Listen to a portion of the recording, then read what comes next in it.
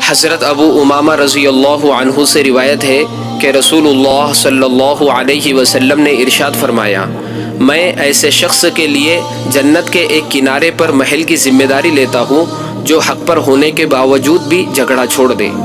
اور میں جنت کے درمیان میں ایک محل کی ذمہ داری لیتا ہوں ایسے شخص کے لیے جو مذاق ہی میں کیوں نہ ہو جھوٹ چھوڑ دے،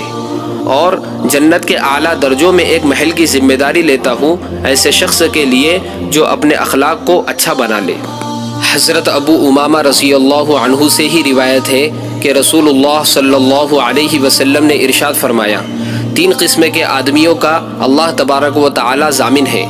جو شخص اللہ کی راہ میں جہاد کے لیے نکلا تو اللہ اس کا ضامن ہے، حتیٰ کہ اگر اس کی وفات ہو جائے تو اس کو جنت میں داخل کرے گا یا اجر و ثواب اور غنیمت کے ساتھ واپس لوٹائے گا۔ دوسرا، وہ آدمی جو مسجد کی طرف گیا تو اللہ تعالیٰ اس کا بھی ضامن ہے، یہاں تک کہ اگر اس کی وفات ہو جائے تو اس کو جنت میں داخل کرے گا یا اجر و ثواب اور غنیمت کے ساتھ واپس لوٹائے گا۔ اور تیسرا، وہ آدمی جو سلام کے ساتھ اپنے گھر میں داخل ہوا تو اللہ عز و جل اس کا بھی ضامن ہے۔